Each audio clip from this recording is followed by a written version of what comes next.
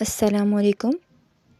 آج ہم اردو کی 5ویں جماعت کا 5واں سبق پڑھیں گے، جس کا نام ہے سچی کہانی۔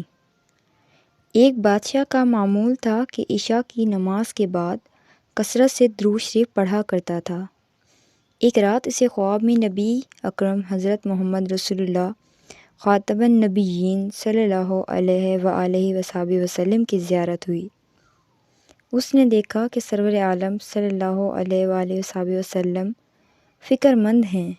یہ خواب دیکھ کر وہ دن بھر پریشان رہا۔ اس کی سمجھ میں وجہ نہ آئی۔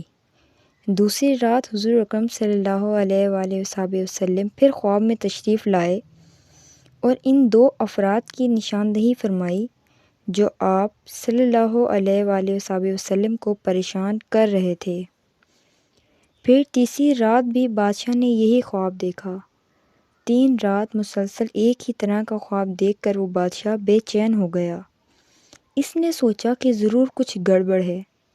یہ سوچ کر اس نے فوراً مدینہ شریف جانے کا فیصلہ کیا اور کئی دن کے مسلسل سفر کے بعد مدینہ جا پہنچا۔ مدینہ پہنچ کر بادشاہ نے پہلے تو آنے جانے والے تمام راستے بند کرا دیے۔ پھر اس نے ایک بڑی دعوت کی جس میں شہر کے تمام لوگوں کو مدعو کیا۔ کھانے کے دوران میں بادشاہ نے گھوم پھر کر ایک ایک شخص کو غور سے دیکھا، لیکن اسے وہ چہرے نظر نہ آئے جن کی پہچان سرکار سرور دو عالم صلی اللہ علیہ وآلہ وصحبہ وسلم نے خواب میں کرائی تھی۔ اس پر وہ سخت پریشان ہو گیا۔ اس نے مسلسل 3 رات خواب میں آپ صلی اللہ علیہ وآلہ وصحبہ وسلم کو پریشان دیکھا تھا، اس لیے اسے بھلا کیسے چین آ سکتا تھا۔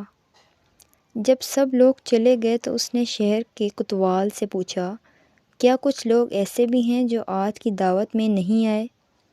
کوتوال نے بتایا کہ شہر کے تو سب لوگ دعوت میں شریک تھے، البتہ 2 عبادت گزار بزرگ نہیں آئے۔ وہ شہر میں کسی سے ملتے ملاتے بھی نہیں ہیں۔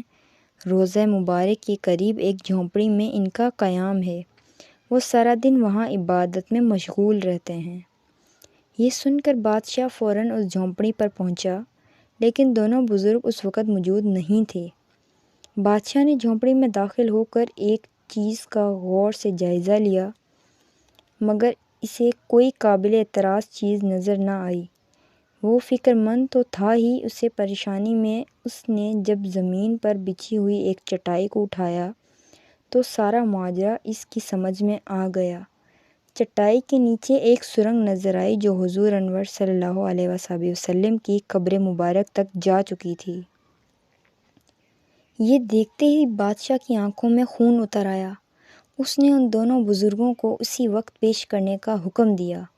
جب انہیں بادشاہ کے سامنے پیش کیا گیا تو وہ فوراً پہچان گیا کہ یہی وہ شیطان ہیں جن کے چہرے رسول اللہ صلی اللہ علیہ وآلہ وصحبہ وسلم نے خواب میں دکھا کر ان کے شر سے بچانے کا حکم دیا تھا۔